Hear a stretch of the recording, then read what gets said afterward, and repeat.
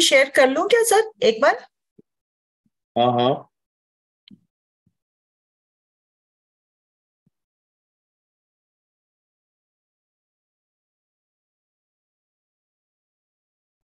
Sir दिख रहा है? हाँ जी Yes. स्लाइड्स मूव हो रहे? Yes. हाँ, Very वो- nicely. Yes. Okay okay sir, thank you thank you.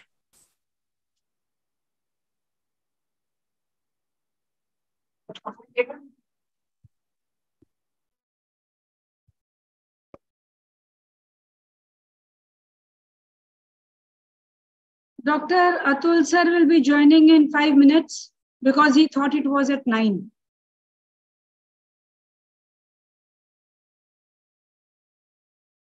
and Dr. Nirmala, ring up Dr. Nirmala where she is joined but video is not there.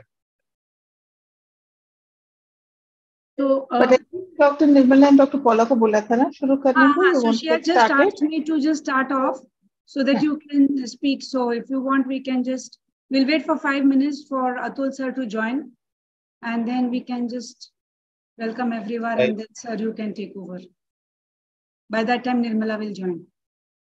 Anji, No, Nirmala has joined. आप कहो तो we can get started. Introductions में तो कर सकते हैं ना? Atul sir has not yet joined. He thought it was at 9. 2-3 minute में कर लेंगे ना तब तक. ठीक है. Hello, Anju. Hello, everybody. Hi, This is Rajiv. Rajiv. Hi, you're taking Hello. some very important task here. It's very nice to have you. If Anju you're has not been my. starting yet, if you're not starting yet, Rajiv, do you want to give an election speech? good evening, Dr. Rajiv.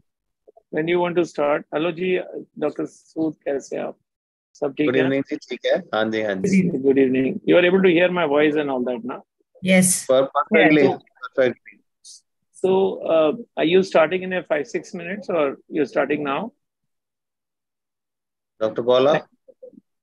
If you have 5 minutes, I'll just put myself on mute. I'm just writing one of my last prescriptions and then joining. Okay, we can wait for 5 minutes. Okay, great. Dr. Sood, Dr. Geeta has messaged that the viewers link is not opening. Viewers link. Ankita, Hanji, Ankita, can you just take a look? Doctors, we can start with the webinar, and the viewers link is very much working. I can send you the link to you as well to check that it is working or not. Can you just put it in the IAP group then? So that anybody Doctor, I would not like to put it over there because then you will join from 2 devices and it will create an echo. No, not for us. I'm saying put it in the group, not for us. But Dr. Geeta Patil said that the viewers link is not Put opening. it right now in the chat box of Zoom. See, we are live and it's working, and we can start with the session. If the link is not opening, then she can't get to the chat box. Okay. She's opened. All right. Shall I start? Yes, please. Yeah, we're all good to go. Then you first ring up Dr. Rajiv, then you've just told him that we are waiting for 5 minutes. He's joined. Sir is joined. Welcome, Atul sir. Sorry for the confusion. So good evening, everyone, and a warm welcome to yet another session of our NCD monthly webinar. And today we have two stalwarts from BJMC, and I'm proud to say I have been their junior. So our topic for today is microbes at play.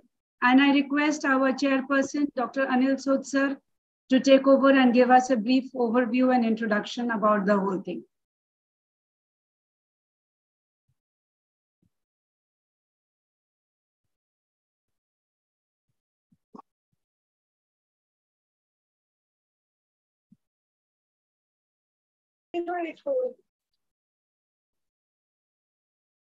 Sir, you're mute.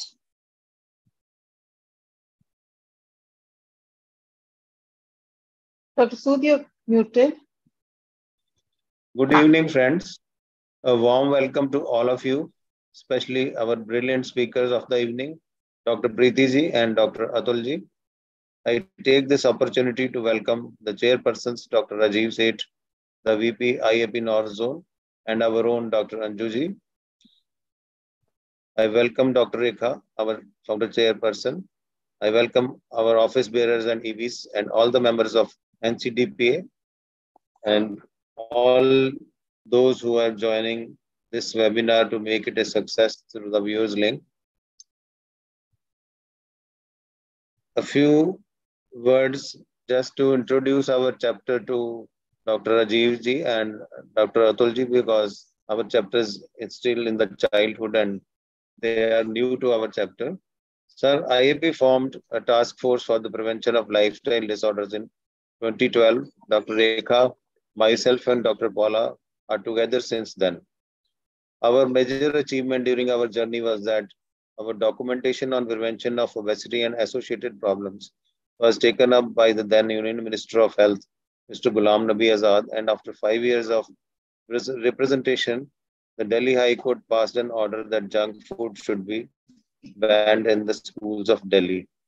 Of course, how much implementation is there, that remains to be seen. Our task force was given the status of chapter in December 2019 by IAP. Thus, our chapter came into being. The Non-Communicable Disease Prevention Academy is committed to work for improving the health of children of our nation. We are holding webinars every month for the benefit of pediatricians, and some of them are for the common people also. We are publishing newsletters on different topics. Mass awareness programs are being conducted by our dedicated members by visiting schools, colleges, and addressing NGOs. We have also made representation to the government agencies requesting them to look into ads which were promoting unhealthy brands, and also we are vouching for nutrient-specific labels on the food and food products. Besides this, we had 3 online healthy recipe contests also during the COVID times. And then another unique program was developed by a team led by Dr. Rekha. The team consists of Dr. Deepak Pandey, Dr. Anju, Dr. Jogesh, Dr. Paula, and Dr. Shalja, and myself. The program has been taken up by our dynamic president, Dr. Upendra, and launched all over the country as Sampur Swasth Sankalp, SSS. And it has created ripples throughout the country. We also celebrated the Independence Day by paying tributes to the soldiers of our freedom struggle.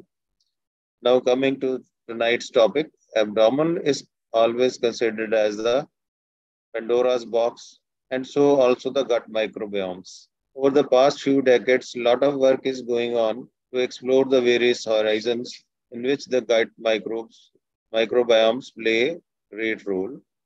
The human gut microbiome is a complex ecosystem of microorganisms that play an important role in human health, influencing functions such as vitamin uptake, digestion, and immunomodulation. While research of the gut microbiome has expanded considerably over the past decade, some areas such as the relationship between exercise and microbiome remain relatively under-investigated. Numerous studies have reported differences between gut microbiomes of athletes and non-athletes, with health-associated bacteria often being positively associated with physical activity. A report suggests that numerous non-communicable diseases could have a transmissible microbial component.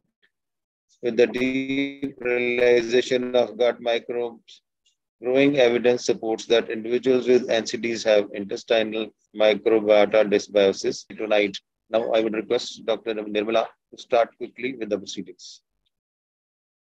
Good evening, all. Thank you, sir. I welcome you all to the monthly webinar of the NCDPA.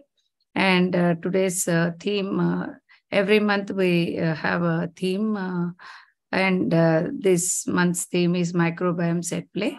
So we have for this webinar very eminent speakers, and we have very eminent chairpersons to chair the sessions. And we have Dr. Rajiv Seth. Sir is Vice President of Indian Academy of Pediatrics, and he's the Medical Director, Child Health and Developmental Center, New Delhi. And he's past chairperson of Indian Council Group of IAP and SCAN USA. We have welcome you, sir. Dr. Rajiv sits. Yeah, good evening. Namaste. And such a pleasure to be introduced by a stalwart academician like you. Thank you, ma'am. And thank you to everybody here for inviting me over. I appreciate that. It's a privilege to have you, sir. And the chairperson and my good friend and advisor, Dr. Anju Veermani, madam. Madam is director of endocrinology at Max Smart Hospital and Rainbow Children's Hospital at Delhi. And her area of interest is diabetes in the young and in limited resource settings, and nutrition and preventing of non-communicable diseases. And she had started newborn thyroid screening in Delhi. And she has been actively involved in pediatric adolescent endocrinology chapter of IAP and SPE, as well as International Society for Pediatric and Adolescent ISPAD and IDEAL and NCDPA. That is our group. Welcome you, ma'am. Over to you. Thank you so much. Thank you, Dr. Nirmala. And I'm extremely grateful to you and to Dr. Sood because you've both made my task so simple. First, I have really eminent speakers to introduce, and Dr. Sood has already done the introduction of the topic. So if I can start with Dr. Anil Kanikar. He is from Nasik, a child and adolescent care pediatrician who has authored not only Terrible to Terrific Teens, which is a very enticing title, but also several chapters in undergraduate and postgraduate books, as well as the IAP postgraduate book, textbook. And for the last 18 years, a rich experience of counseling for teenage behavior problems with hundreds of workshops, literally, for parents and teachers. And what I found really exciting was the schools and colleges where he's been talking about family life education and premarital counseling programs, which is not an area which is commonly covered. So we're really looking forward to a very exciting talk, sir, because I know you won't be talking about all these areas. Today, you'll be talking about the gut microbiome, but it is something which, the richness of experience that you will bring to the topic will be fantastic. And Dr. Preeti Galagadi, of course, is my yoga co-partner. We join every morning and meet each other. She's the very eminent consultant adolescent health specialist and director of the Bangalore Adolescent Care and Counseling Clinic, and with over 100 publications, 3 orations. She's very active in advocacy and guidelines in adolescent health of IAP, international chapter of the IAP, because she's really been formulating the first ever guidelines. And she's also very active in the international chapter of the Society for Adolescent Health and Medicine USA. So literally a national and an international figure of great eminence. I welcome both of you, ma'am, to make our webinar so special. Over to you, Dr. Atul.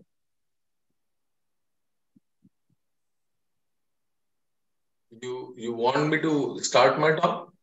Yes, sir, please. Okay. Shall I share my screen? Yes, sir, please. Okay. When I'm doing this, can you hear me and can you see me? Yes. Okay. So basically, I'm very much thankful to this particular activity that we are conducting, and special thanks to Dr. Pola madam for inculcating me into this particular very important topic of, I have relabeled it with due apologies as microdysbiosis in health. If Nirmala madam and Veermani madam will enlighten me on this particular topic more, because this is something very much amazing as far as not only communicable but NCDs are concerned, and I take my pride in presenting this to the highly educated people who are working with so many activities going on. And this is actually, we are late, as far as this particular activity is concerned, because in the last 40, 50 years, our generation has done a lot of mistakes. Let me allow to put this forth, because our grandparents were much healthier physically, physically active, mentally active, creative, than what the middle-aged people, our generation was.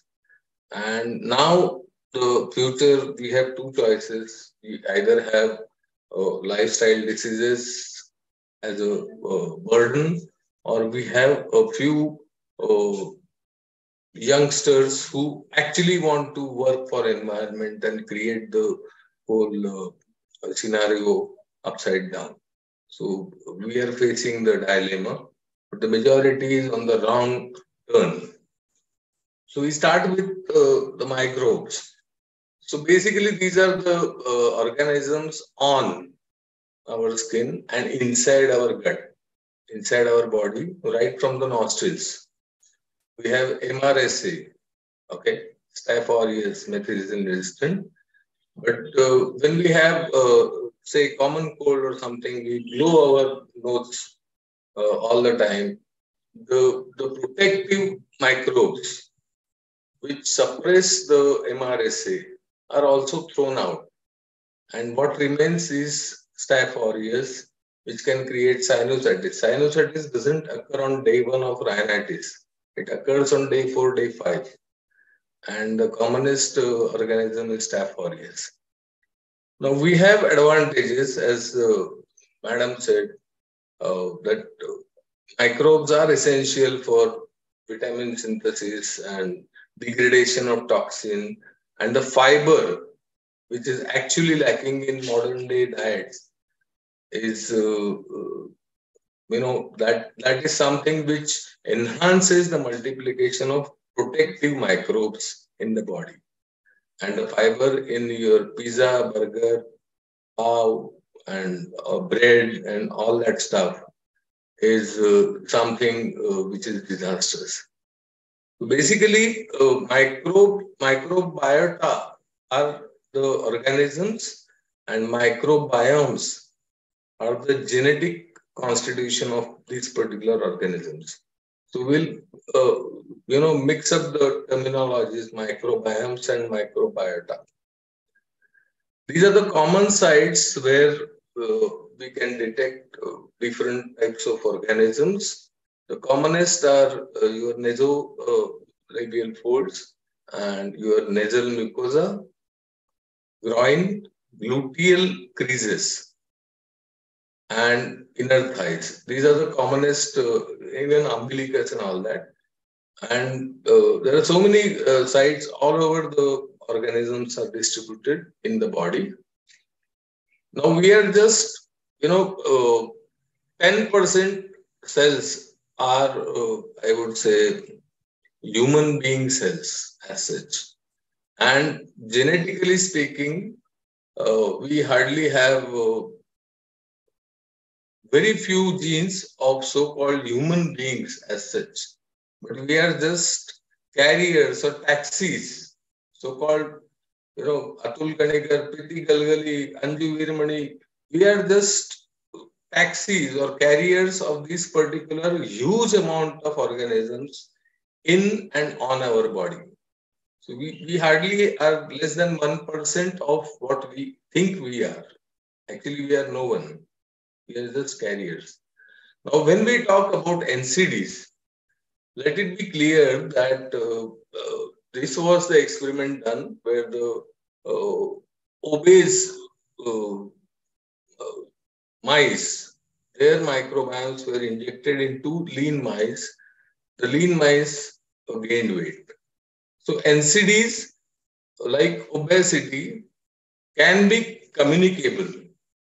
Okay, and communicable diseases, we have a living example of COVID.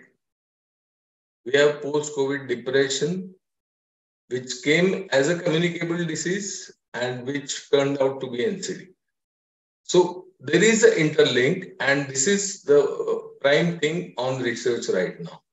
So communicable can become NCD and NCD can become communicable. That is the next maybe theory that is being put forth. What happens in obesity is that probably there are some protective microbiomes. There are some microbiomes which stimulate the satiety center. So some people feel less hungrier than others, but there are microbiomes that stimulate the hunger neurons. Okay, then that particular hunger neurons, hunger stimulus, because of modern day living, the children, the teenagers, the youth, they don't have any options, so they jump in for junks.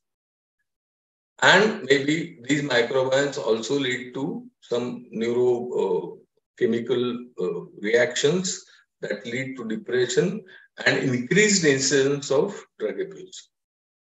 So all this together leads to sedentary lifestyle, and there are researches and studies where internet addiction has been linked, especially during the COVID era, with the change in microbiomes in the gut. So all this has led to maybe increased incidence of obesity, and now we are facing with early onset of hypertension, diabetes, and heart disease. So Veermani madam is actually doing a lot of work in diabetes. So I really don't know where this particular connection of microbiomes with diabetes can be sorted out, but maybe she can highlight it later on. But basically what we are talking about is obesity as the prime cause because of all these particular causes.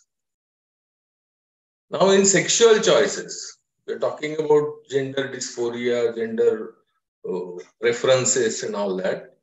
But this was the experiment done on flies, and flies which were fed on starch diet preferred to have met as the person or the fly who is on starch diet, and the same was with the maltose diet.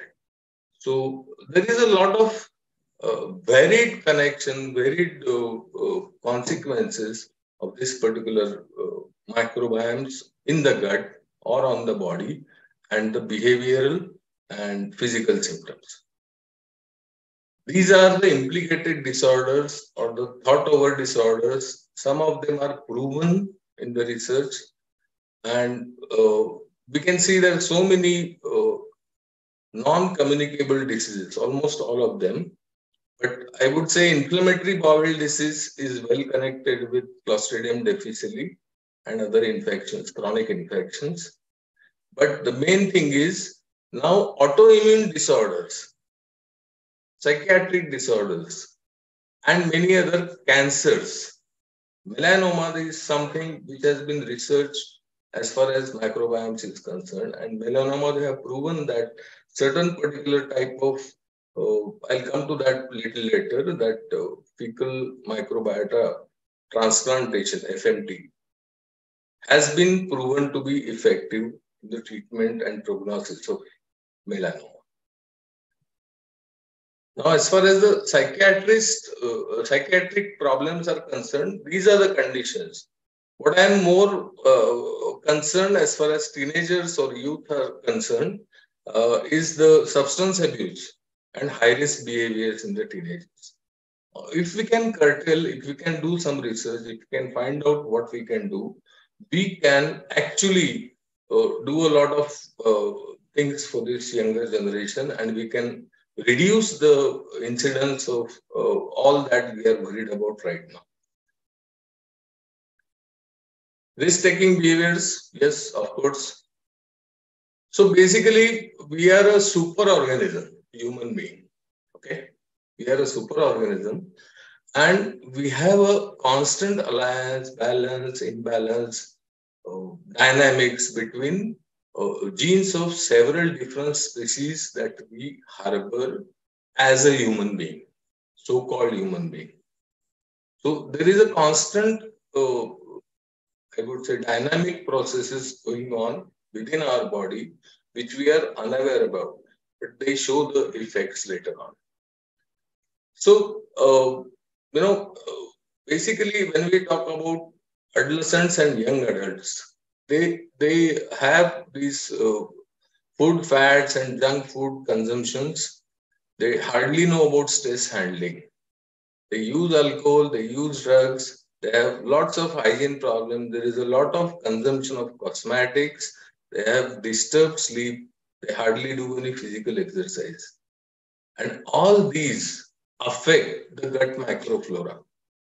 And these indirectly or directly affect their lifestyle diseases in the future.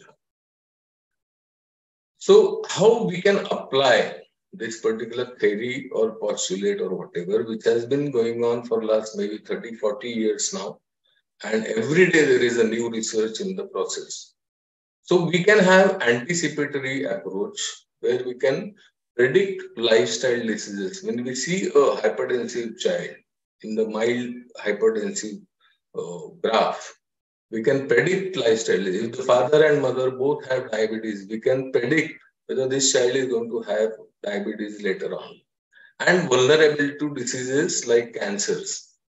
If the mother has CA, if the grandmother also had CA, if the sibling has CA, we can predict this particular vulnerability of this particular illness in the patient that we are seeing. In the diagnostic, abroad they have already promoted routine screening at the GP level. At the GP level, by very inexpensive and non-invasive method, like examination of the saliva, like we have pregnancy strips, they have strips for these particular screenings, and stool examination, which is absolutely non-invasive. In the prognostic type, benefit, we can say the problem can be detected, the type of problem, what type of cancer, what type of diabetes, what type of lifestyle disease, what type of hyperlipidemia the child has, can be detected on OPD basis. And when you are treating the child or the teenager, say for example, cancer, by drug treatment or radiation, you can actually know the effect and the toxicity of that particular drug or radiation that you are using beforehand. So that's an advantage. You can detect the problem earlier, so the intervention can be very, very fast and effective. And therapeutic, as I said, FMT, like cord blood banking recently, which was there, like later on, maybe in the future, we will have fecal microbiota transplantation banks, where a healthy individual can store his own microbiomes in the bank and can replace or put them back whenever needed. Or it can be tailor-made. It can be tailor-made. Okay.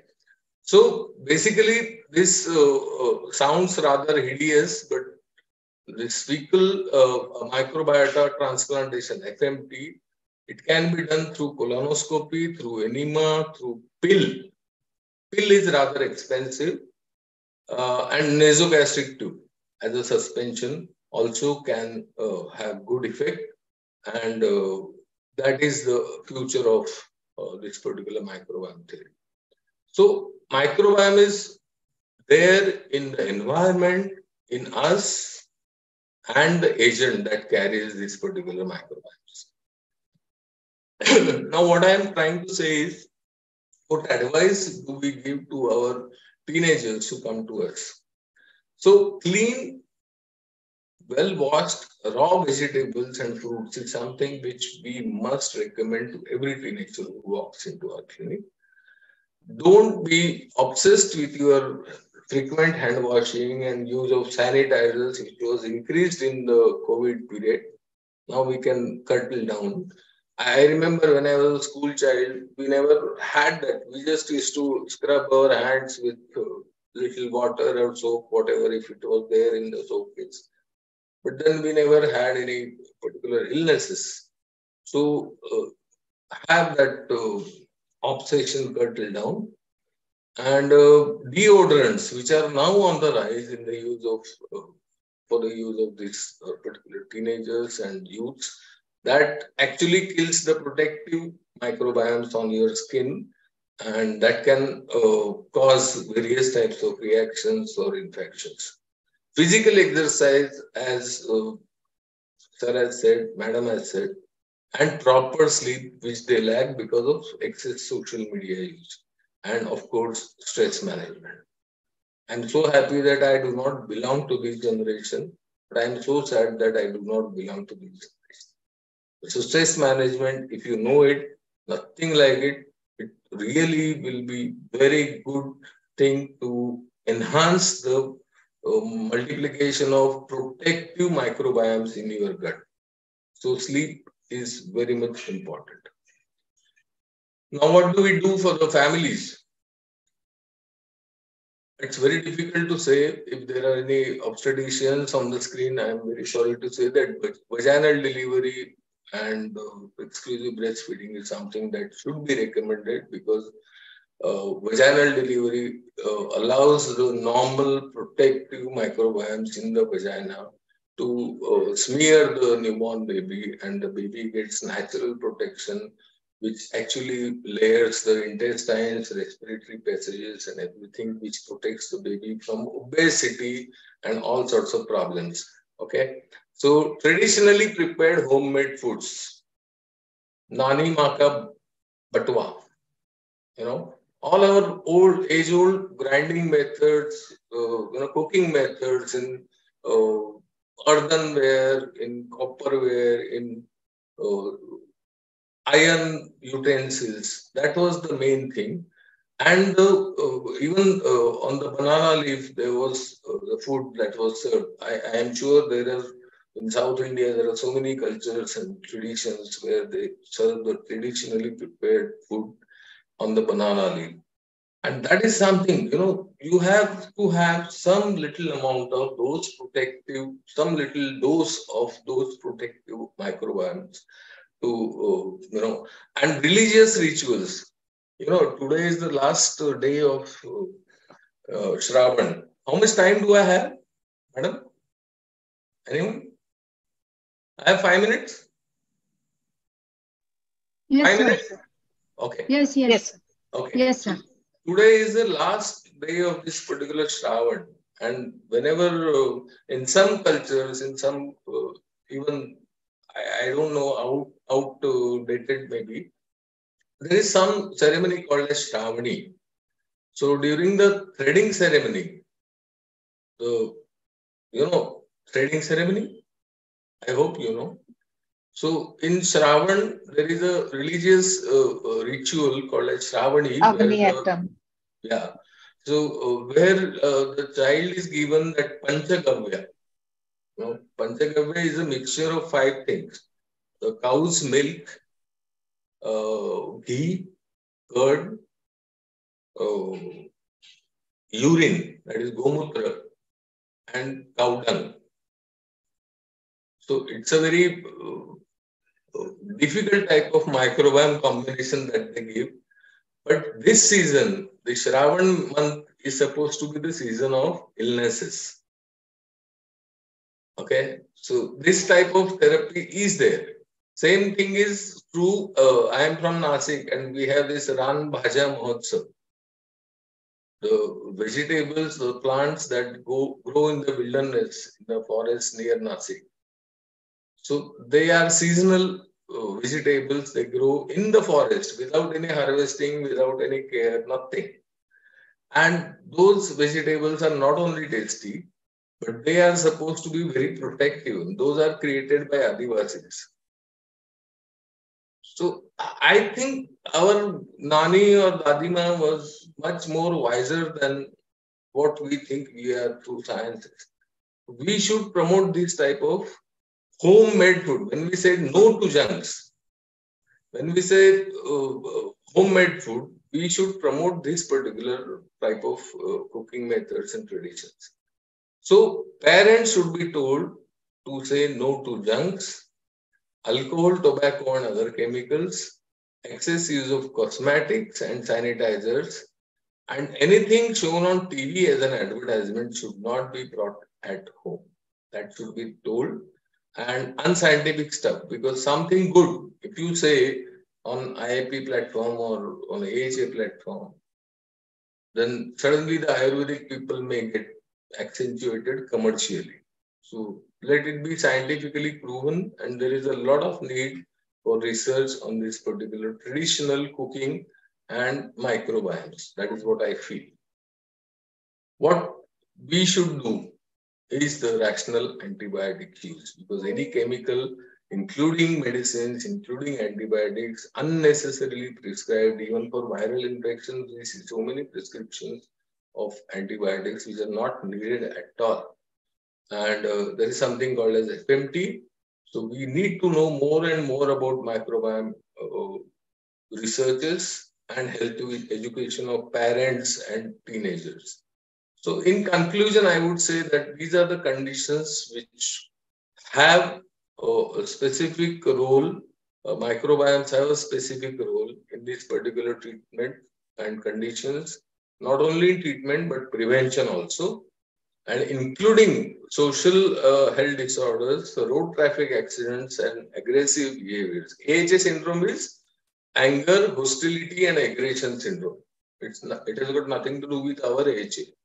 Okay, adolescent health academy is not AHA syndrome, but anger, hostility, and aggression syndrome, substance abuse, mobile addiction. These are the common problems that we see in our teenagers and youth. So these are all connected with microbiome. If we intervene at the ground level, at not only doctors level, pediatricians level, but even at our OPD practice, indoor practice, that we teach our patients who walk into our clinic about all this, it can be curtailed down. So I thank you all, and I also thank Dr. Shaji Thomas from Calicut for this particular Agra Adolescent session on microbiome some 7-8 years ago. So thank you so much.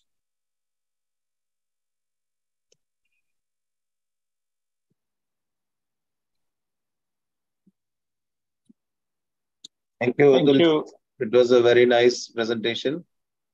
And I also believe that rituals were, most of them were so scientific, based on science.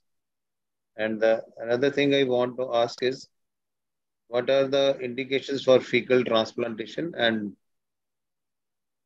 it can be preventive. It can be preventive as well as curative. As far as curative treatment is concerned, Clostridium difficile is one infection which has been successfully treated so far. So is melanoma. Okay, melanoma has been treated so far with fecal transplant. Obesity, there are studies going on. Some patients, some obese people have been benefited, some have not been benefited. There are equivocal studies, so it's not, we cannot conclusively say that these diseases are protected, these are not.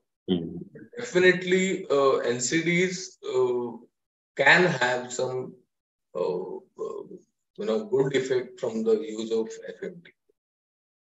The problem of FMT is there are so many obstacles on the way: ethical, cultural, social. We don't have proper processing, purification, or segregation of those protective microorganisms as of today in India. And the tablets or capsules which are recommended are very expensive to create, because you have to segregate those particular protective microorganisms from the pathogenic organisms, and to accept for the patients also is very difficult. So if you tell them I'm giving you a fecal capsule, so nobody would buy that. So that is the problem. another thing is that is there any role of giving continuous probiotics in patients?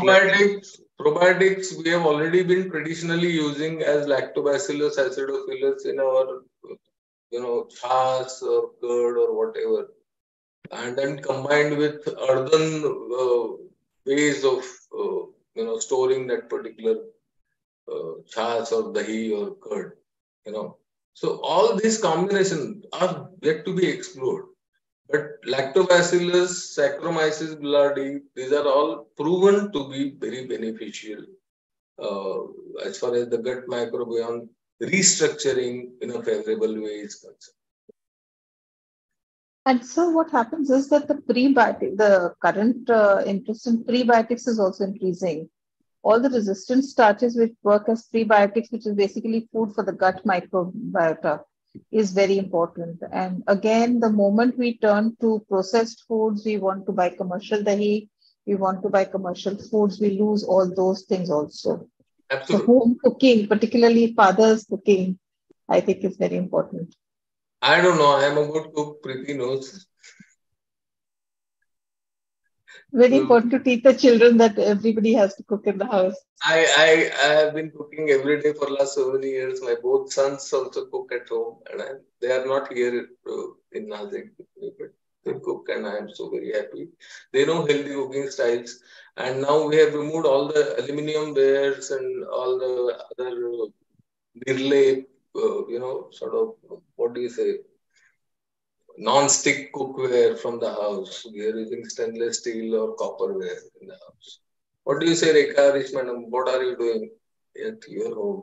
Excellent talk, and it was lovely to hear you on an entirely different topic. We had heard you in Jammu also. I remember your vibrant discussions and talks, which were still remembered today also. And I know this is an upcoming topic, and it needs a lot of research. I am very glad to say that Preeti's daughter, allow me, Preeti, to say all this. You can unmute yourself. You can unmute yourself, Preeti, unmute. Preeti's daughter and my son. I mean, my son is younger than Preeti's daughter, but both are in molecular biology, epigenetics, and all that. And they're doing a lot of research on this. So we are doing whatever way we can and we should. So let us stick to it, but let us practice what we preach. Let us practice what we preach. That is the main thing. So would you recommend any level of screening for any of the NCDs? I mean, it's going to take time, madam, because the technology, we are only up to the quick screening of pregnancy test. We are not beyond that. Pregnancy test is the only thing that people are using. And in our even pediatrician's office, we hardly have any screening strips or tools or any methods that we are using. So it is going to take time, but eventually it's much cheaper than your gene studies, which takes thousands of rupees. So I think screening for these particular NCDs in office practice by salivary examination or stool examination is absolutely inexpensive and effective. There are two questions in the chat box, sir. Yes, ma'am. In Ayurveda, there are recommendations for consumption of self-urine. Is this related to microbiota by Dr. Umesh Kurana? And one more question is regarding the use of, will the prebiotics help dysbiosis? Plenty of prescriptions of it is being going on by Dr. Keshav. I didn't understand the second question, but first question is about consumption of, Samutra ke prayog and all that. I really don't know whether it is related to microbiome, but if you take the natural course or natural protocol, urine is something that should be discarded as an excretory product. Why to consume it? Okay. Why the body is removing it? It's as simple as that. But even fecal microbiota transplantation is also the same. Yeah, but then when you are in a healthy state, you can store those healthy microbiomes in the bank, and when needed, you can reinstill them. That is the whole idea of banking. That is the difference. Yeah. Major difference. And second question, I didn't understand. So what Dr. Keshula would like to know is correction of the change in microbiota in the gut. Can it be corrected or will it alter by use of prebiotics?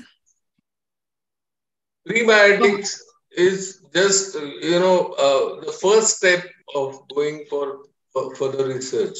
prebiotics or probiotics and all that. We are just trying to sort of correct. In diarrhea also we recommend buttermilk to be fed to the child, not milk. Why? Because we want to give lactobacillus. Okay. So, these are all preliminary stages and it's very difficult to comment now. But main thing is Socrates has said this, that let your food be your medicine. Okay. So our daily diet, our daily habits, our lifestyles, our daily exercise, our sleep patterns, our less consumption of chemicals and toxins is something that everybody can work on, and that should be promoted for our children also. It should be taught and practiced by us. That is what I feel. Thank you so much, sir, for such an excellent talk and bringing about awareness about the microbiomes at play in various systems, affecting various systems.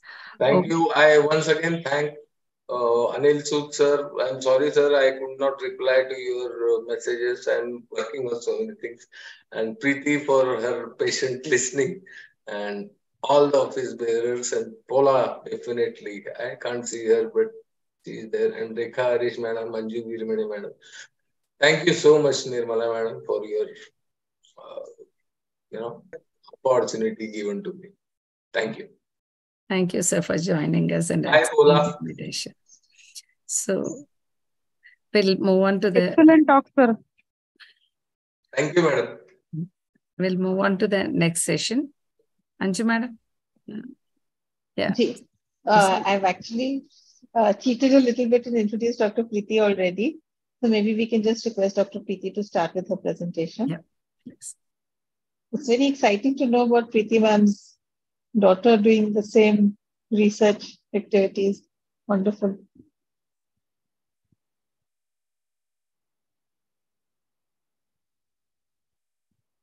Can you see my slide? Hanji. Okay. Thank you so much, Dr. Veermani, and congratulations on winning the coveted ISPAT prize. So it's indeed a very, very, I think, special day for you. And thank you for sharing this good news and this day with us. And I also thank the NCDPA chapter, Dr. Anil Sood, Dr. Paula Goyal, Dr. Nirmala, of course, Rekha Harish madam and the entire team for calling me here to talk about a topic which has really challenged my brains.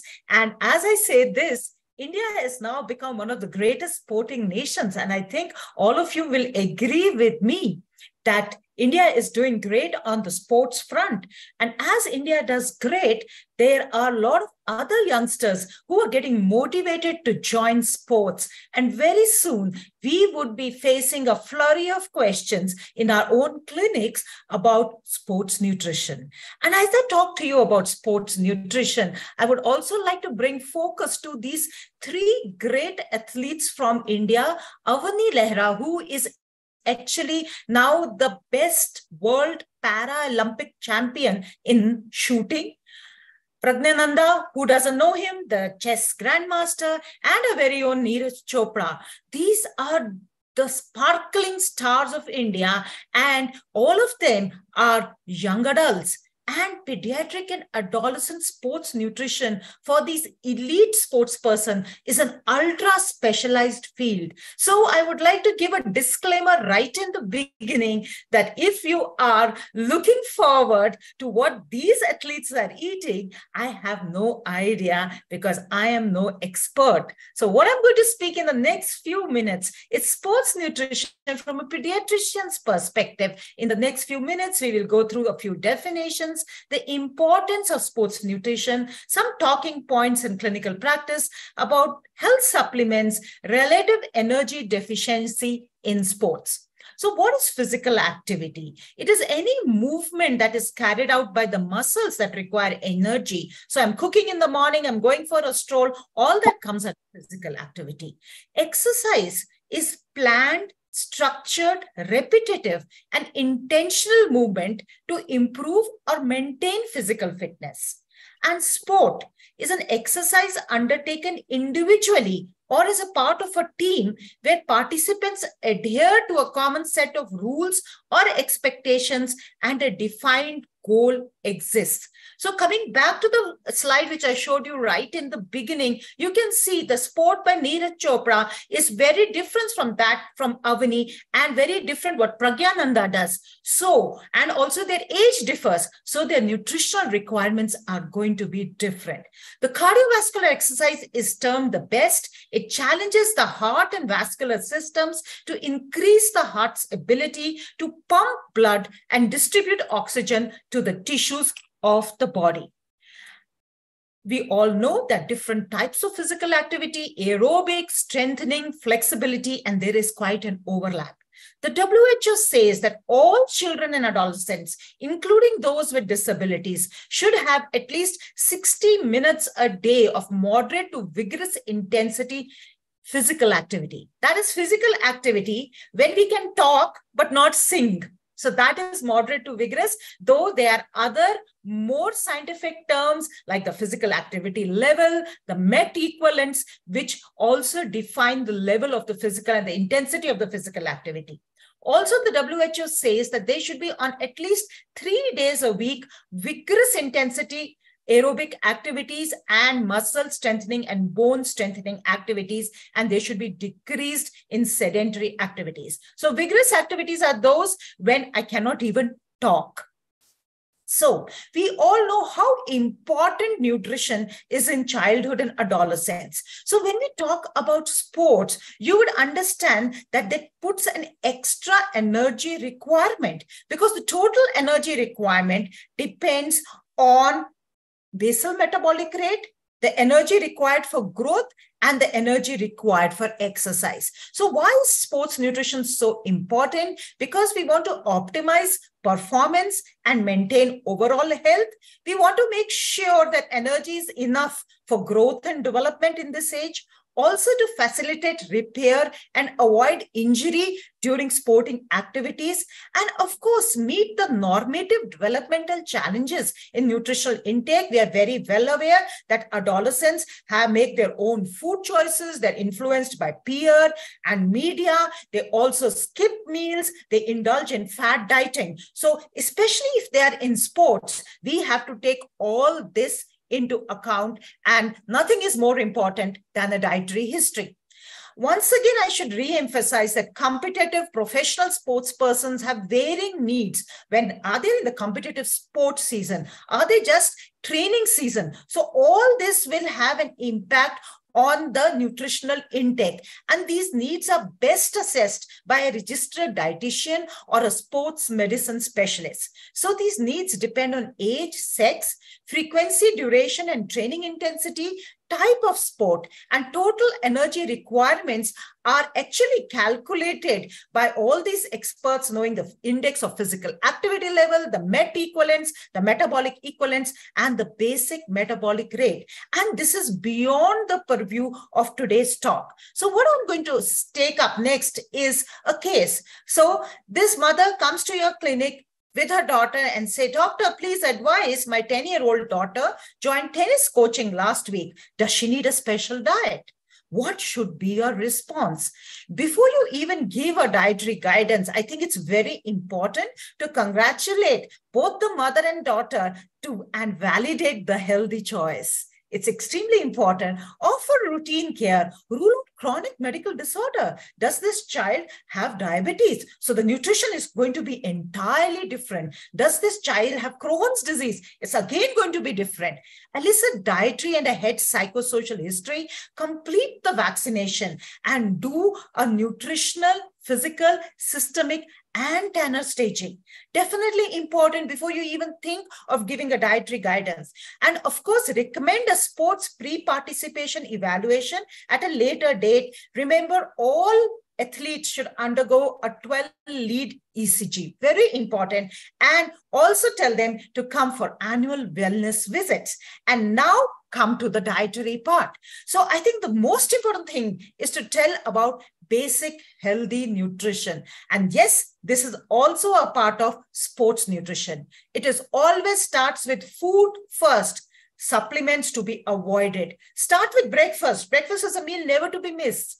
Eat a nutrient-dense, diverse, colorful thali. That should be the way to go. Enjoy regular, joyful, intuitive, mindful meals and snack times. Avoid junks, skipping meals, overeating, and fuel up pre-exercise, during the exercise. Hydrate. So these are the basics which need to be told to all parents and adolescents. And if you look at it very carefully, it is what we do day in and out. And this is basic nutrition. Only two important points are fueling up and hydration, which we need to take special care of. We all are familiar with the recommended dietary allowances, which were published in 2020. And I think we should have all this readily available on our table in the clinic. And these dietary requirements are that of a child with moderate physical activity.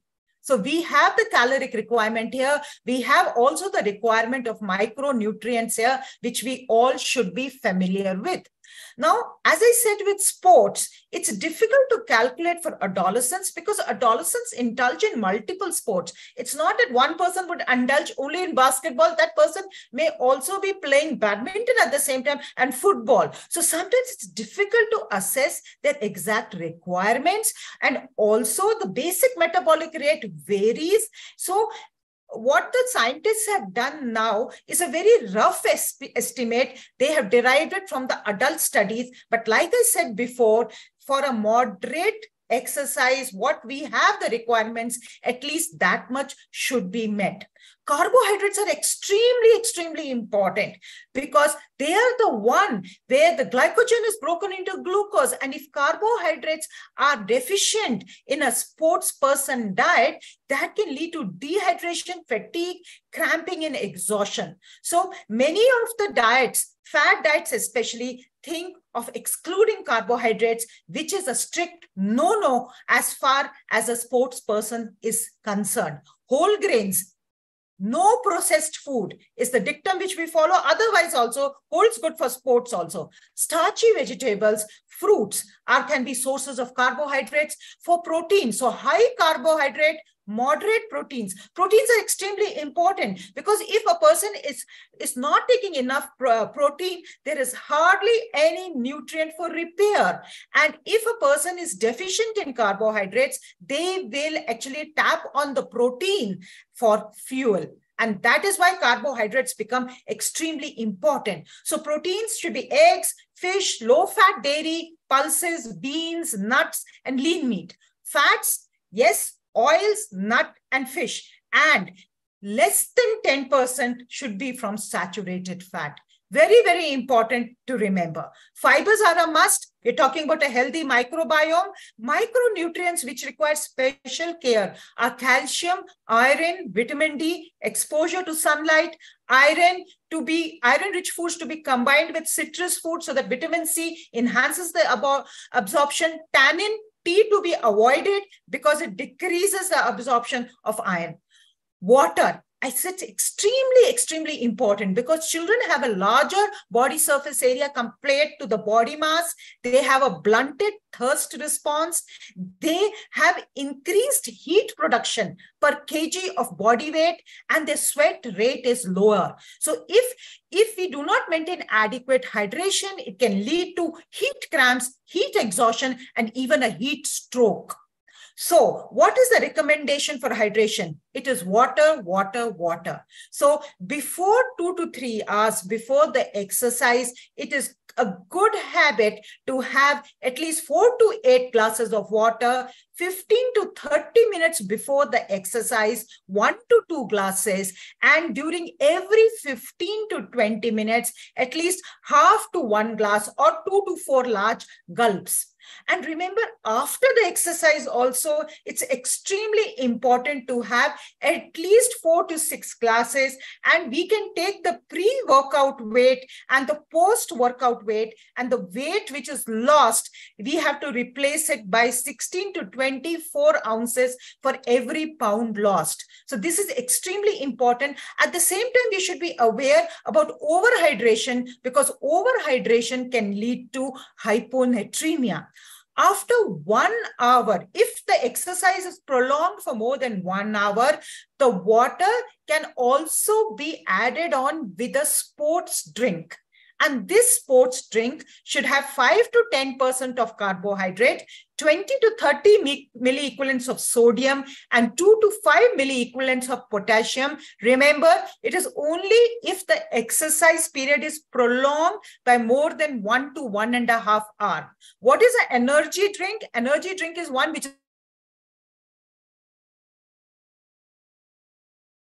that is not at all recommended. So water mainly. And if there is more than 1 hour, it has to be a sports drink. Fuel up. So what do we tell this young girl who's going to start her tennis practice? We tell her, before the exercise, have a high carbohydrate, moderate protein, low fat and fiber. Fiber is less because it causes bloating during exercise, especially before the exercise, 2 to 3 hours prior. 1 hour prior to the exercise, have a snack. And this snack could be either in the form of curds, nuts, fruits, cheese, smoothie, sprouts, or even milk.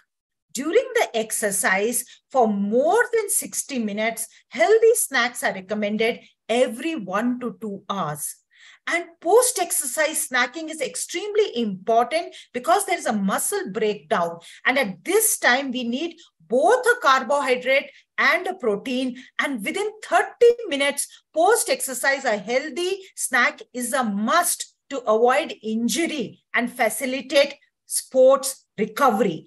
And after 2 to 3 hours, a full meal can be had. So these are some very important instructions that have to be given to any adolescent who is starting a sporting activity. Further, the mother says, what about supplements for improving performance? So a supplement, as I said before, if you're having an adequate diet, is a no-no, but definitely consider a supplement if there's anemia, if there's a micronutrient deficiency, if there's amenorrhea, if there is food insecurity in the family, if the adolescent is a vegan, or even for that matter, a vegetarian. We may have to consider sometimes if the dietary intake is inadequate and if there are multiple food allergies and restrictions. This is the time when a supplement becomes extremely important. You further go on and tell the parent about the sporting pyramid, and that says balanced diet is the main focus. Sport-specific nutrition, we already talked about it. The food, and also we talked about hydration, and supplements is not the main focus. This has to be re-emphasized. So what are supplements? They are substances used to supplement the normal diet of a person in quantity which do not increase the recommended dietary allowance. Food for special dietary issues for sports person. This is a reality in India, and we have a guidelines for this also available. And I'll share these guidelines with you in just a minute. What are these? These are specifically processed or formulated products that satisfy particular dietary requirements of sports persons. And these include the sports bar, the various protein powders, which are allowed by the law for the sports person to take. I'm saying this is mostly for adult sports person, not really recommended for adolescents as of now. Ergogenic aids, these are physical, mechanical, nutritional, psychological, or pharmacological substances that directly improve physiological variables associated with exercise performance or remove subjective restraints which may limit physiological capacity. And what are these ergogenic aids? These are mostly the banned substances, anabolic agents, the peptide hormones, the glucocorticosteroids, even oral salbutamol. even diphenhydramine, which is used in cough syrups.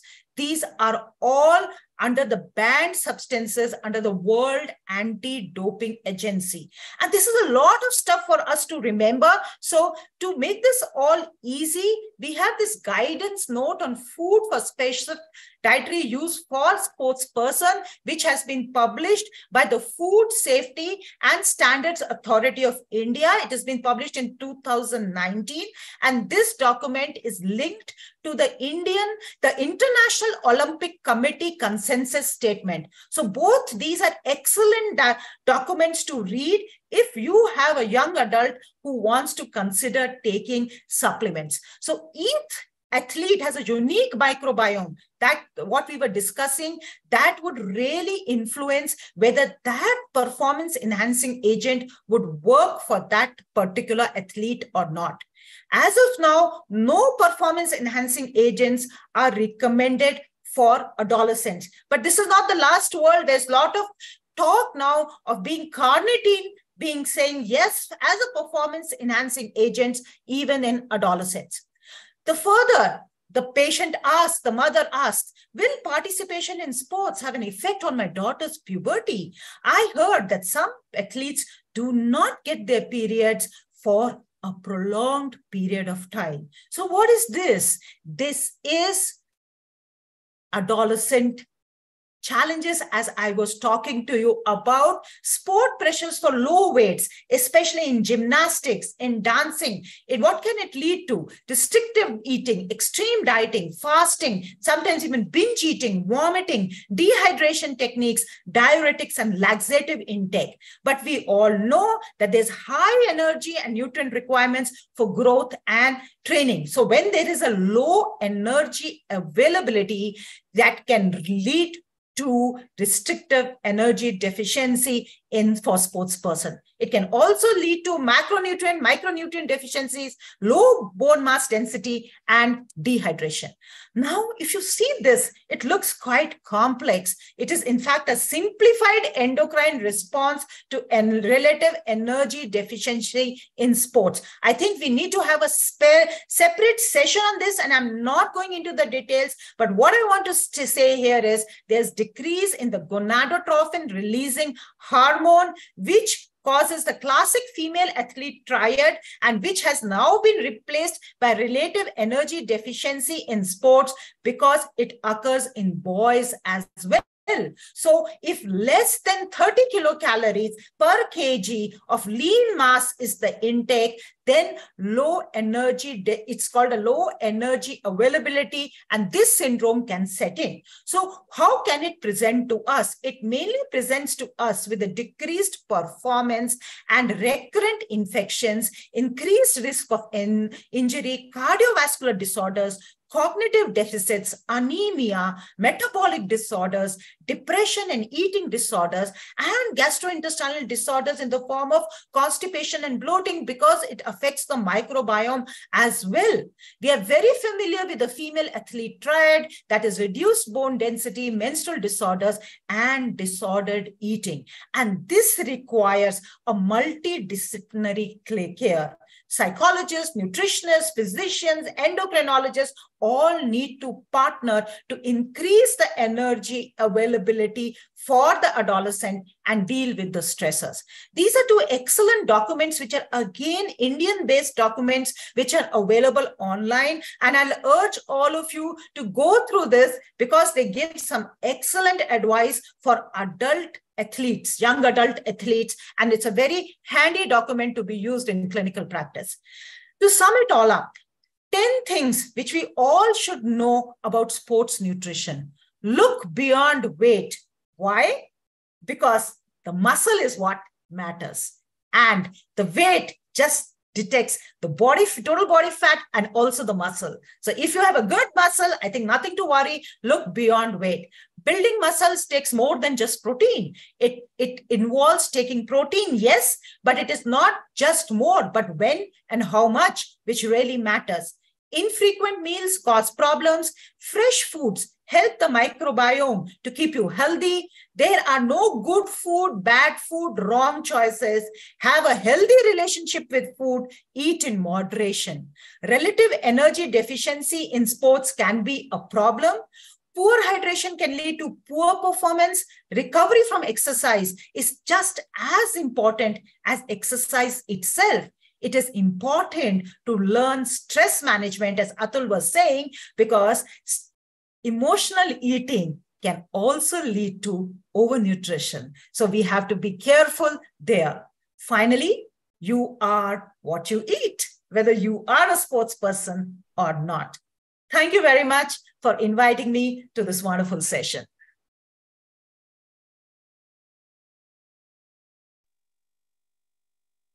Thank you, ma'am. That was absolutely fabulous. Fantastic, Dr. Preeti. Fantastic. Thank you. Gave us a brilliant insight. Yeah. So, ma'am, would you prefer an energy drink or would you prefer traditional Nimbu Pani kind of things? Because with energy drinks, a lot of times there's a huge number of calories factoring in terms of carbs. So, ma'am, I would first say go with water. Sure, ma'am. But after water, you said after 1 hour. I can re-emphasize that go with water only if your training session is more than 1 hour. Only then. That's what I was talking about. That's what I was talking about, ma'am. And then the energy drink, ma'am, because yes, Nimbu Pani should be fine, but the energy drink should not have more than 5 to 10% of carbohydrate. So again, read the label. Read the label. Very, very important.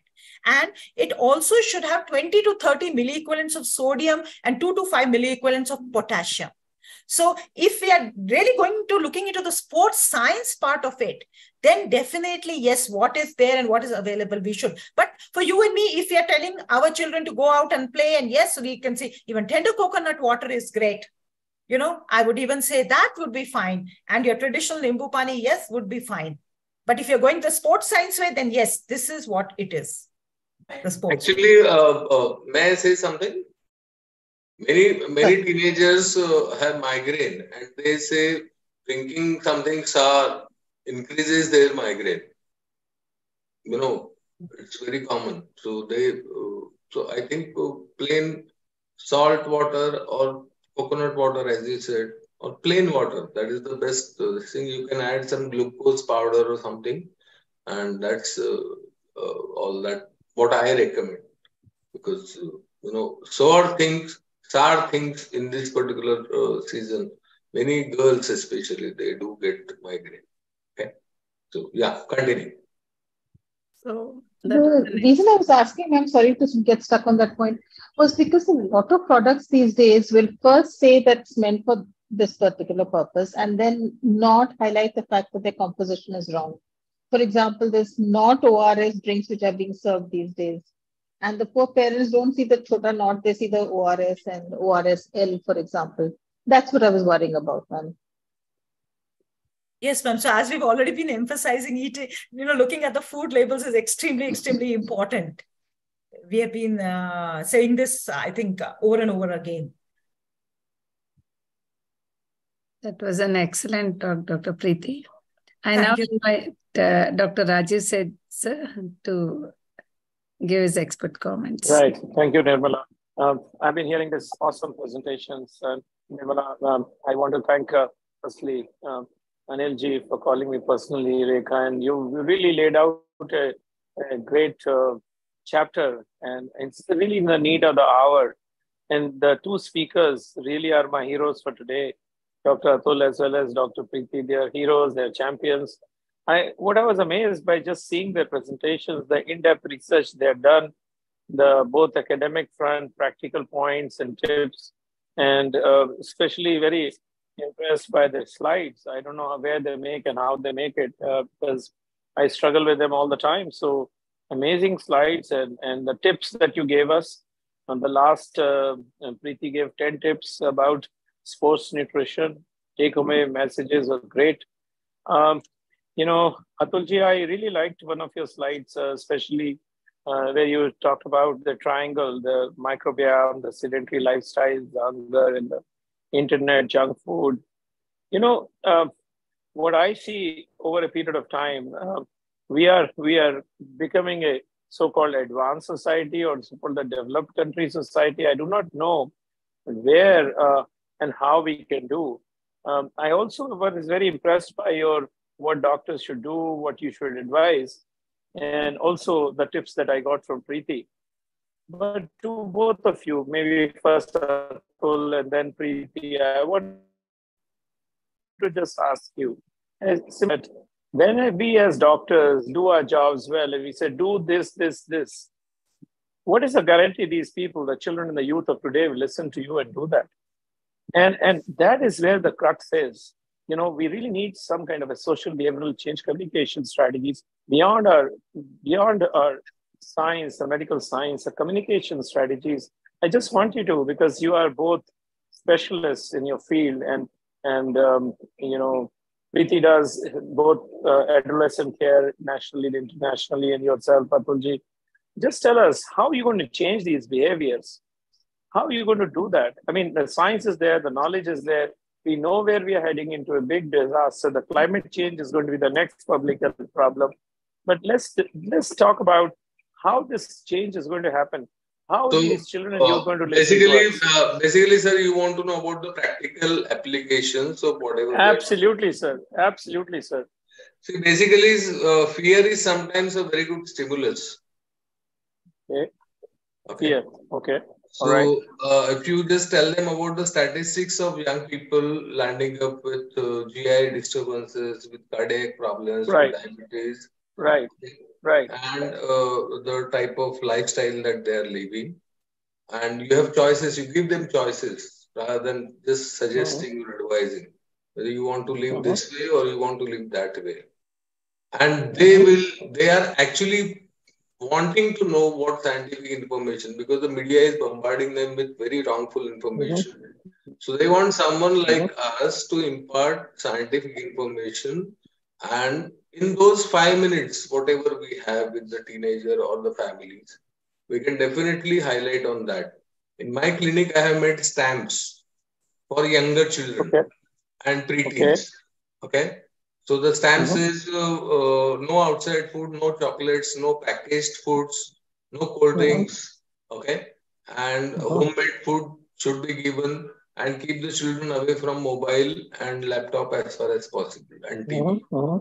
And don't buy anything that is recommended on the television, in the TV ads. So this is what I am doing for all the OPD patients. So my OPD paper in my hospital has a print, has a stamp from my receptionist. So that is what I tell to the young children and the preteens and the families. But for a teenager who walks into my clinic, I give them choices. This is the statistic as of today. We are seeing a lot many lifestyle diseases emerging in a very early age. You are in that particular age. Now you choose what you want. That is what I think the most I can do. So if we all do as a team of Indian Academy of Pediatrics of so many thousands of people, I think it can definitely create a lot of impact. Plus we can use social media, TV and all that. But as far as the legalities are concerned, I think Preeti is the right person to say something about the rest of it. Okay. Thank you, Atul. Preeti, what are your comments on More this? than that, you see. Is Preeti here? Like to Atulji, it's a really brilliant sort of a idea to have stamps. Yeah. Now this can be sort of it can be copied. Yeah. This idea can be disseminated.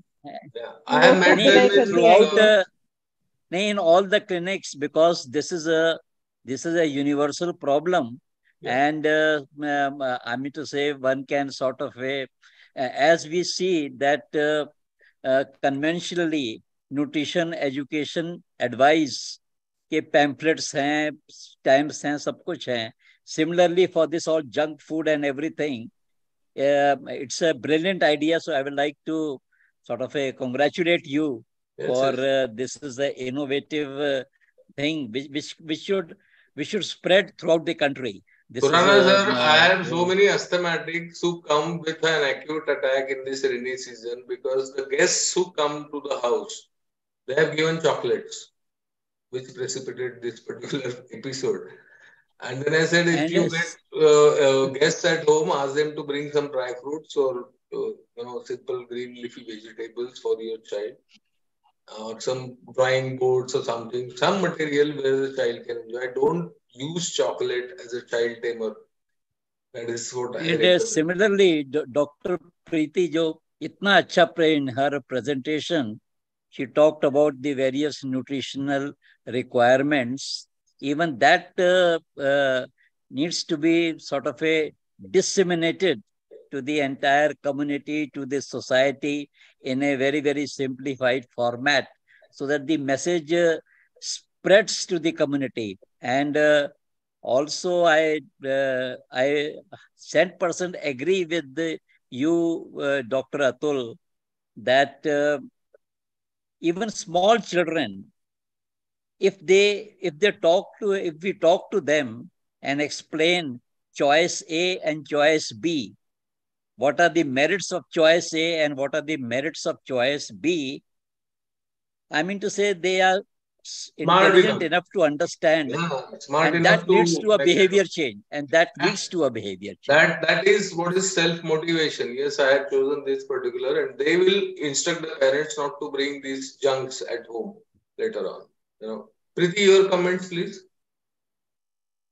I think I have nothing more to say, but technically speaking, I use the technique of motivational interviewing, and I think all of us should adopt that in clinical practice. And I found that very effective when talking to adolescents and even their parents for that matter. So, and I think we take advantage of being a pediatrician because we can see the children right from when they are born. So some repeated messaging again and again while giving vaccination, I found that to be extremely effective. When regarding media, food, family time, physical activity, extremely effective messaging because they come again and again to us. So I use that technique as well. And of course, I use the IAP parenting guidelines a lot. And I kind of tell them, this is the link for some specific issue. I'll send the PDF to them. So I use that. And I also use the IIT Mumbai, and which has been, Rupal Dalal has actually introduced to us the health spoken tutorial. I also use those YouTube channels a lot to put the to drive the point home. So I'm using media to my advantage, apart from, kind of talking to them also. So I think as pediatricians, we underestimate our power. I feel we have a lot of power. And then, of course, if nothing works, I go into the Bhagavad Gita mode and say, I have done my work. The rest is. And that's how I maintain my calm. Because otherwise, like Dr. Rajiv said, sometimes it becomes very kind of annoying that I've done so much and they're not following. It's at times frustrating. No. 1 out of 10 times it is frustrating. 9 times it is quite rewarding and satisfying. I must say that. Right. And in this contest, absolutely Dr. Rekha Harish, जो SSS शुरू किया है, तो हमारा message जो है is now going through the teachers, because teachers are plenty, and students they follow their teachers' advice. So entering through school through this SSS workshops, ये जो शुरुआत हुई है, I think it will. In Nasik we had this particular program, and our president was here in Nasik. And the children, almost 300-400 children were there, school children, Marathi medium children. And now they are our ambassadors, who are teaching not only their own families, own siblings, but even the neighbors and the rest of the school. And sir, actually, we are working on 2 environments with 1 workshop. The school, by promoting them as health promoting schools, telling them the criteria for making the health promoting schools, and for children as such, not only that they are learning, they are making a change. only last week, I'll just give you an example. Last week, we held a workshop in Srinagar, and today I had the video recording of the school chairman that we have stopped the sales of junks in the school itself. So that is going to have a long-term impact. So these things, they really encourage us. That module, it contains those foodstuffs, and when the children were told that this is what the contents are, now this is the recommended amount, that you should consume. And at home, they have retained so much. We went there again after a fortnight, and we checked whether they remembered or kept anything in their mind, and they remembered everything. And they said, we are doing this and we are very happy, and our parents now realize that we should bring some healthy food. And the best part is that children are complaining about the screen time of their parents, their own parents, who are the role models. They say, our parents are always with the phone. How can we stop it? So we have to ensure that the parents, they act actually as a role model for everything. Then nothing has to be taught. You don't have to teach anything. You don't have to dictate anything. Parents see, children see their parents and they learn. That's the best way. Actually, the parents have a problem. Children are good. My parents didn't agree to that, but that is okay. So thank you very much. Yeah, there are a few questions from the viewers link. So Dr. Sangappa Kashnakunti has inquired about what is your view on vitamin supplements in children, its effect on gut microbiome. So this is to Dr. Atulji. Vitamin supplements in children and its effect on most of the vitamin supplements that we give to children are water soluble vitamins, so they are hardly retained in the gut. And microbiomes, as such, there are no studies where vitamin supplementation has really affected. The most important vitamin that is produced in the gut is our B12.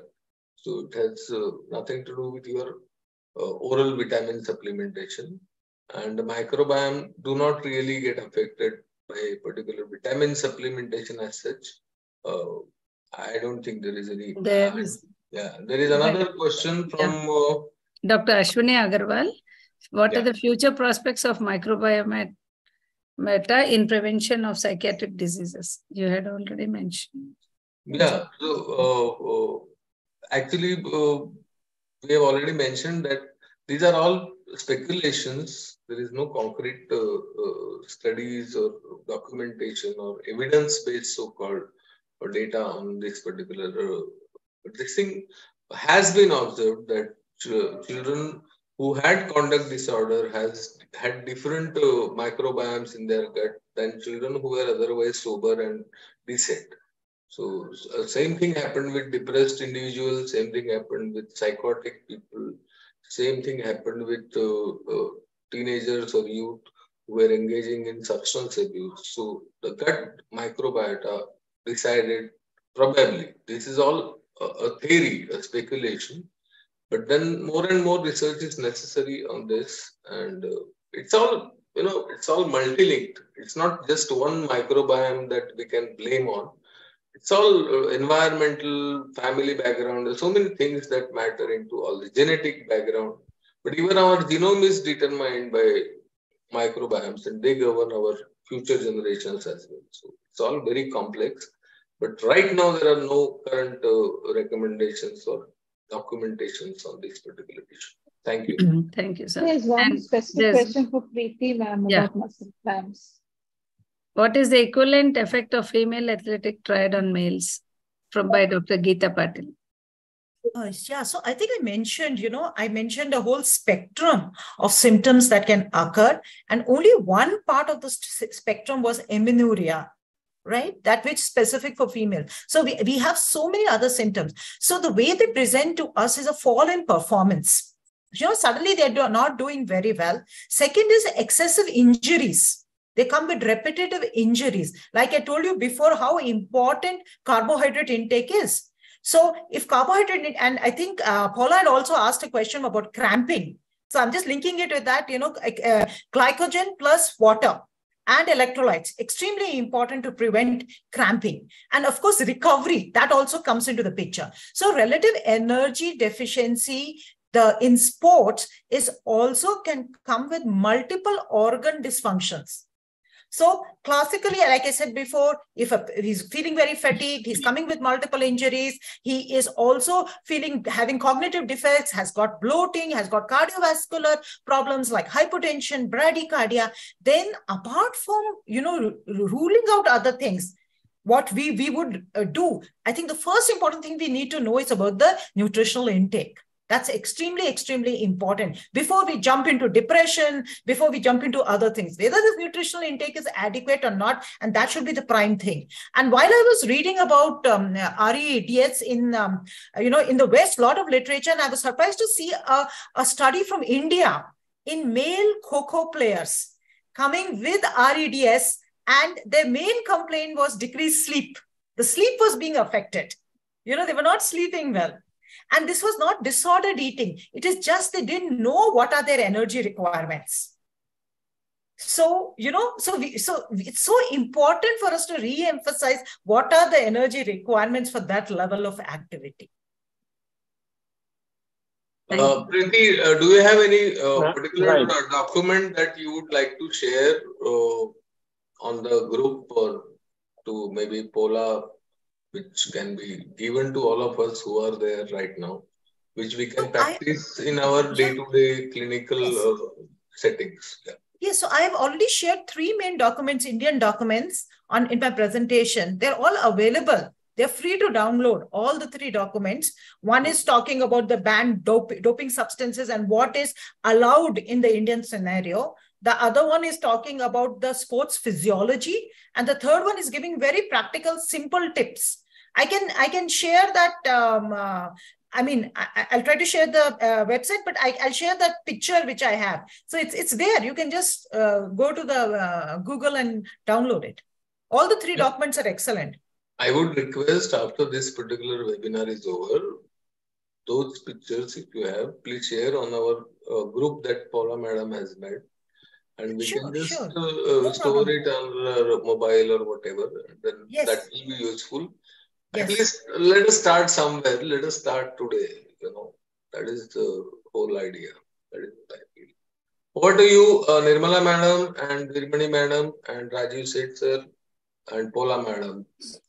I would say please conclude if everything is. Yeah. Sir, give me a moment to conclude.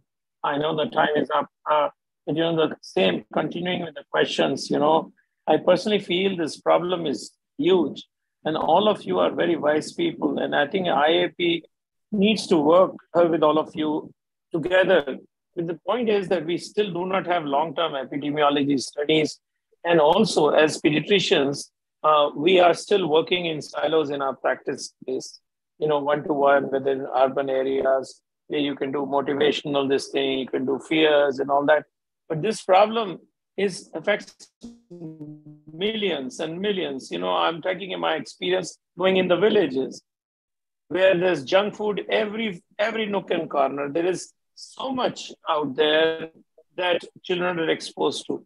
So social behavioral communication is going to be extremely important. And diverse professionals, multidisciplinary professionals are going to be needed. I personally feel socio-ecological model, which has been the way many countries implement, social science research and medical science research is the way forward. But this thing with child and family in the center, and then you have parents, teachers, frontline workers, and religious leaders, and people who actually influence the mindsets. Certainly, there's a lot to be done in this field. It is not easy.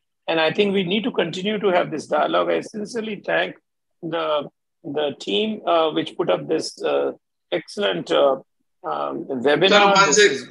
Quite a learning. Thank you very much. Sir, yes, sir.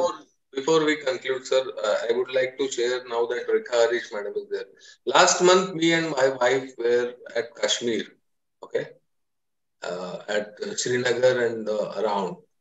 And then we were very happy when we saw very healthy people But then we were very depressed or sad or sorrowful when we saw those lays and chips and kurkures and all that hanging at every small village or small township, whatever. And then we felt कि, and the driver, the taxi driver was saying कि ये सब पहले नहीं था, ये अभी आ गया है. And now बच्चों को अभी हमारा यहाँ का वो सेब पेड़ के नहीं खाते. They don't eat the apple, fresh apple.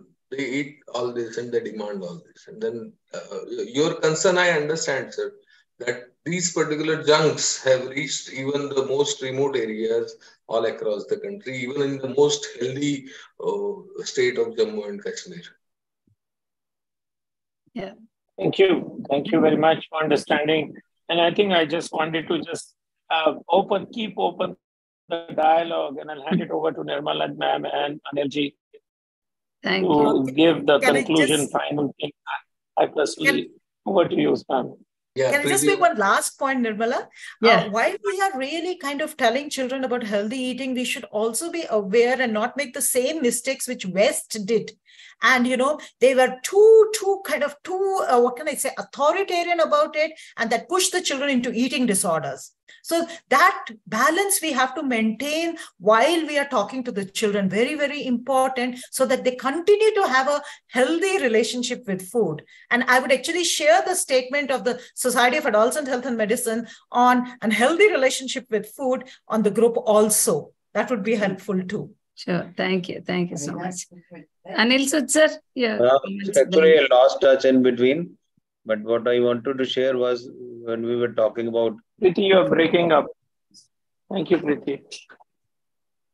Dr. Atul's suggestion about how to bring around our children. So in 2005, I was preparing a poster in which one side a food pyramid was shown and on one side junk food. And I prepared about 500 posters and sent it to all the pediatricians in Punjab and told them to paste it in their clinics. I didn't write any name, that who has designed it, who has prepared it, and that gave a good response. And particularly in my clinic, I was just reading the proof of that poster, and son of police commissioner came and he wanted to ask. He was 5 years. He wanted to ask what it is. I told him this is junk food. This is bad for your health, and this is good for your health. And he took that. He said, "Can I take this poster with me?" I said, "Of course. I will prepare another one." So that was just a proof. I pasted it in his room, and anybody who came to their house, they were served some snacks. He will say that I will go to my room and see what my doctor has said. So after 15 days, that police commissioner came himself to thank me. And I tried it that I got a very small pamphlet then. And whenever I talk to such children, every parents also don't want to talk. And every child also doesn't want to talk. But I try to make them understand and give them that pamphlet. And that is working wonders. Perfect. Excellent. Perfect. Thank you. I now invite Dr. Richard to propose vote of thanks. I would especially like to thank our eminent speakers today, Dr. Atul Kanikar and Dr. Preeti Galagali, madam, for giving us wonderful, enlightening talks. We've learned a lot of practical aspects that we will definitely implement in our day-to-day practice.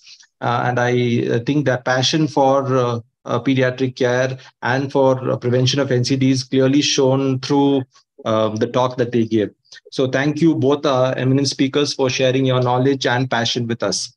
I would also especially like to thank our chairpersons for today, Dr. Anju Virmani madam and Dr. Rajiv Seth sir, for being wonderful moderators and chipping in and giving their points of view and helping on with the discussion at the end.